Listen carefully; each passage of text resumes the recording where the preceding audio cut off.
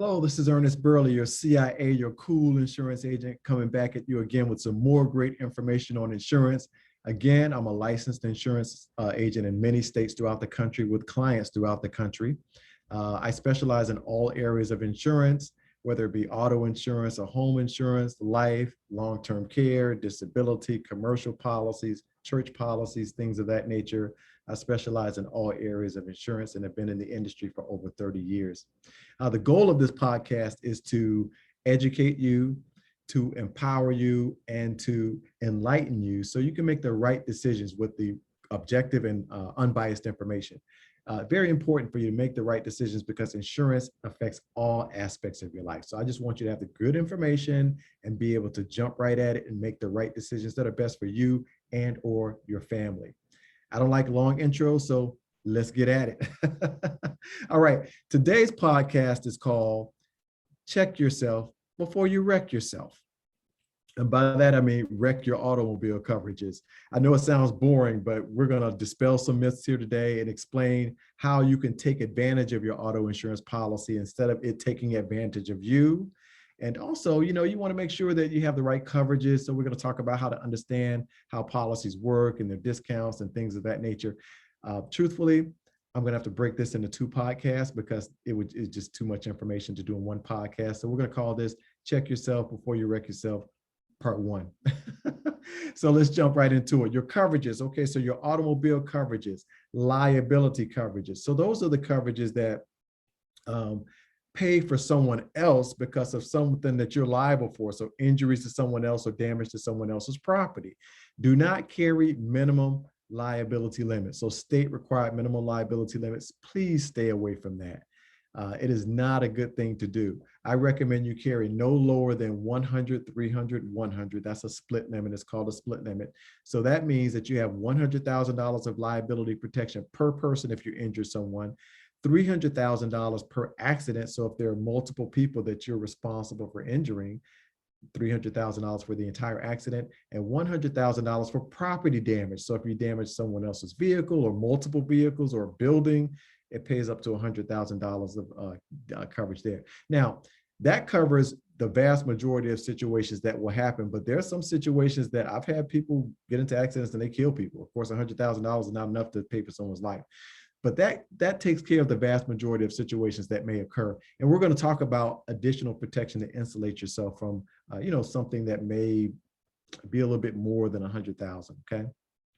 Make sure you carry at least that amount because you're going to wish you did. It doesn't save you that much money to have those state required minimum limits, and it's not in your best interest. And then once the policy limit is paid, here it goes. No, you don't think about it from the insurance company standpoint. I'm giving you the inside scoop. I came from claims. Like I said before, I don't speak from what I don't know about. When these podcasts come out, I'm telling you about stuff that I know for facts. So I used to handle claims. If there were low liability limits, now I didn't handle automobile liability claims. I handled umbrellas because that's part of the homeowner side. I was on the homeowner side, so I covered churches and commercial policies, homeowners, renters, condos, things of that nature, and also umbrella policies. Umbrella policies coordinate with auto policies. So if you have a low liability limit, whether it's on the automobile side or a renter's policy or homeowner's policy, if you have a low limit and it's a bad situation, the insurance company is going to pay the limit and they're out. Guess what? They're out. And who's in at that point? You're in. Guess what's in? Your money, your resources, your assets, your time, you're in. Insurance companies out. Once they pay that limit, they're out. They're done. Okay. So you don't want to be in a situation where you have low liability limits. Like, for example, some states have a $20,000 minimum liability limit for per person, or $25,000, or maybe even $30,000. And you say you have 30, 60, 15. Let's say that's the limit. And you get into an accident, it doesn't have to be severe. It could just be someone who got really banged up and they can't go to work. What about that? What happens then? So you have $30,000 of protection. The company pays the $30,000. Who's going to pay the balance? If this person has additional bills and they can't go to work, you're going to pay it.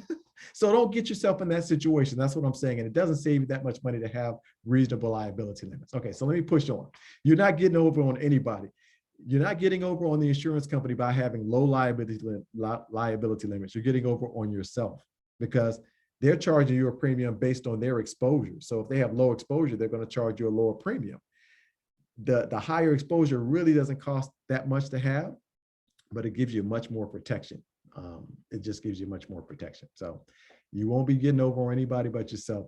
Insurance is your pal. PAL, protects your assets and lifestyle. I like acronyms. That's one of my favorite acronyms. Insurance is your pal. PAL, it protects your assets and lifestyle. PAL. And also, here are two more acronyms to go along with that. You pay a little to protect a lot. PAL, PAL. Pal, pal. Protect a little. Pay a little, protect a lot.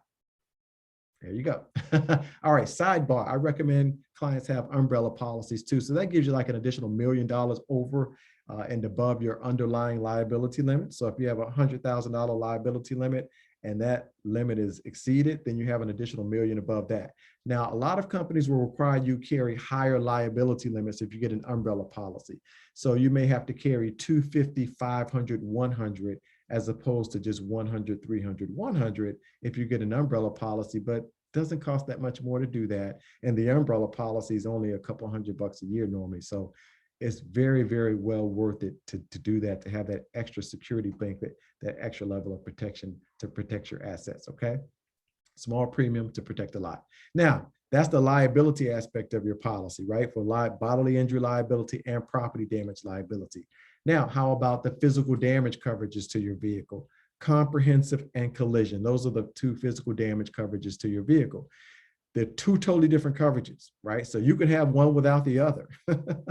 So comprehensive is a very comprehensive coverage. It covers basically everything except collision, and we'll define collision in a few minutes. So comprehensive is like, say your vehicle is stolen, you hit an animal, your vehicle is vandalized, windshield claims, a tree falls on your car, fire, all these different things that can happen to your vehicle fall under comprehensive coverage. And it's normally a no-fault claim because these things happen as a result of no fault of your own, right? So if a deer darts out into the road and you hit the deer and damage your car, not really your fault. If a dog jumps out, you hit the dog, not your fault. If a tree falls on your car, not your fault. Windshield chip, rock comes up, not your fault. So those are not at fault claims, and they don't normally adversely affect your premium and surcharge you for something like that. So that's comprehensive coverage. That's one type of physical damage coverage for your vehicle. Then you have collision coverage. Collision means you've hit some inanimate object. So you hit a guardrail, a pothole, another vehicle, a building, a pole, a tree, or something of that nature. That's a collision claim, and that is an at-fault type situation. So you don't want a whole lot of collision claims because they will surcharge your policy for that. The threshold normally is about $1,000. So if you have $1,000 of payout under collision, an insurance company will likely surcharge your policy as a result. Collision at fault. Now, some people get upset about that because they're like, I hit the pothole, it's not my fault, but somebody has to be at fault. If you have damage to your vehicle and the insurance company is going to pay out, someone has to be at fault. They can't say the pothole's at fault, right? Because the pothole is not a living being. The guardrail is not at fault that you scraped up against. The pole that you backed into is not at fault. Someone has to be at fault. The person driving that car is at fault, and the policy that's on that vehicle is going to pay. That's an at-fault claim. I'm sorry. Collision is at fault. So you don't want to have a lot of those on your policy because that will adversely affect you, okay? Now, another note, if you have a lien on your vehicle, the lien holder is going to require that you carry comprehensive and collision coverages on those vehicles, on your vehicle, because they want to make sure that they're covered. So if something happens, they still own the vehicle, really. You're paying them to own the vehicle. So they want to make sure there's coverage on that vehicle if something happens, so they can get the vehicle repaired or replaced or what have you. Very important.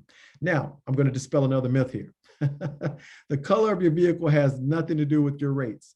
I've heard that for many, many years. Some people think if they have a red car, it costs more to insure than if it's a white car. Just think about this. When you call for an insurance rate, do they ask you what color your car is? No, they don't. And what if you paint the car?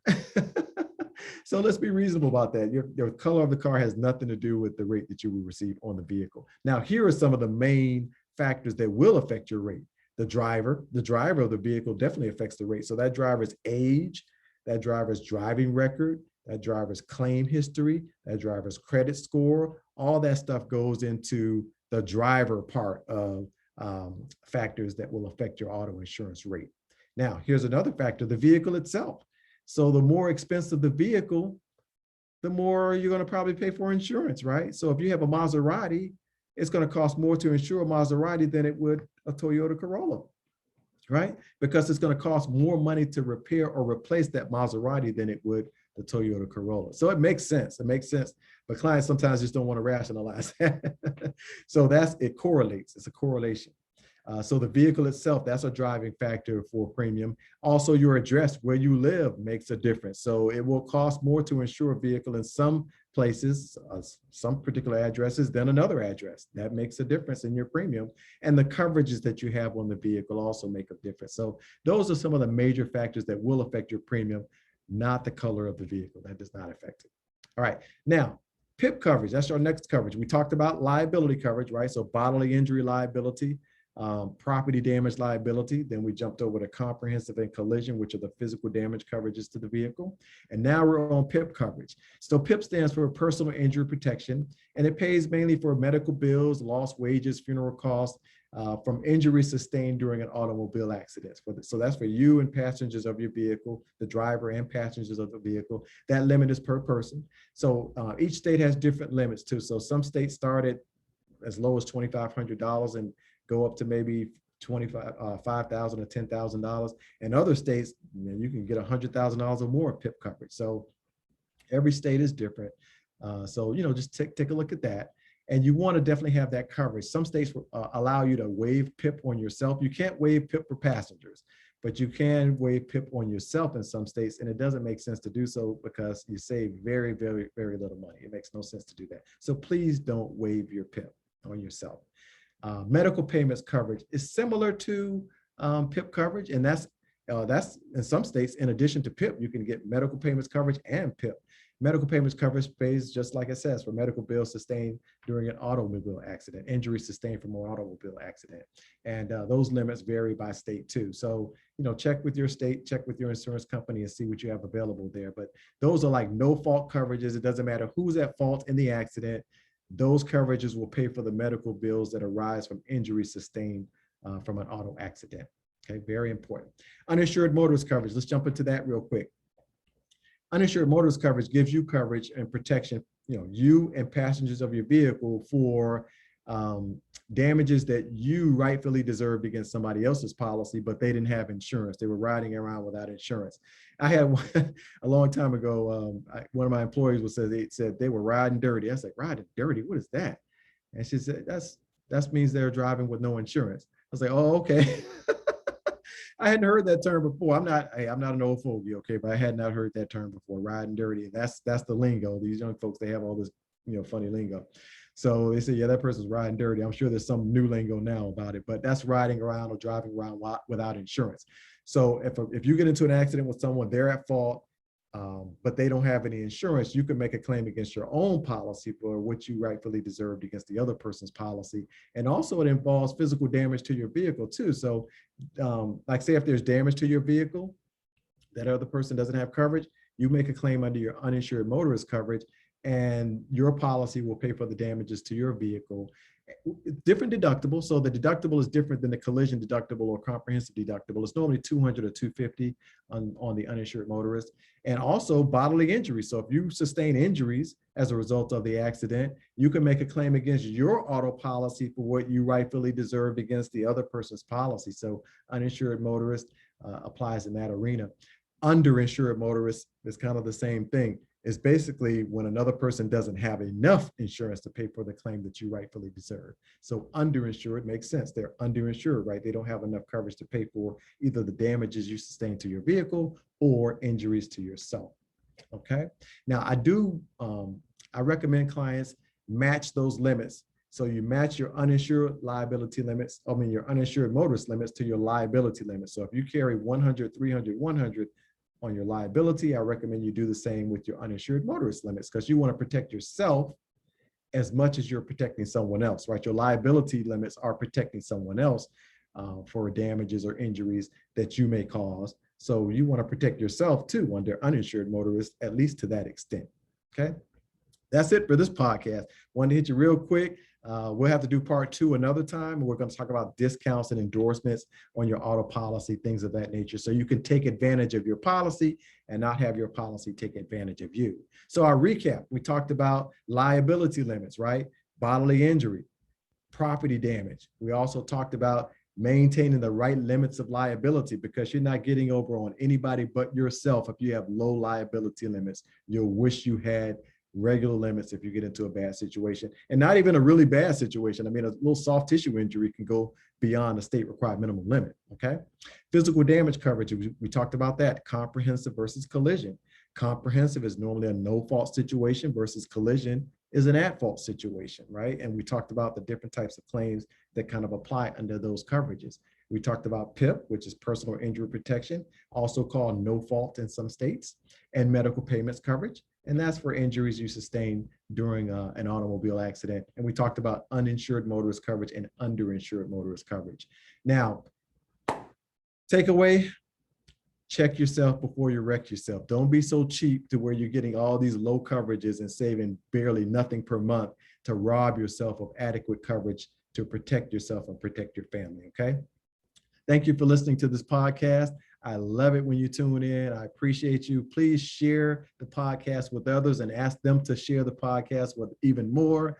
Until we speak again next time. Oh, no, you can connect with me with ernestburleyjr@gmail.com. I almost forgot. So just my full name at Gmail, Ernest Burley Jr., JR for Junior, @gmail.com. That's how you can connect with me. And I'll email you back. My phone number to my firm is 301-262-2600. Again, 301-262-2600. Email is better because I can multitask and hit that real quick. Hey, I'm signing off. This is your CIA, your cool insurance agent, Ernest Burley, signing off. Until we speak next time, take care of yourself. Bye-bye.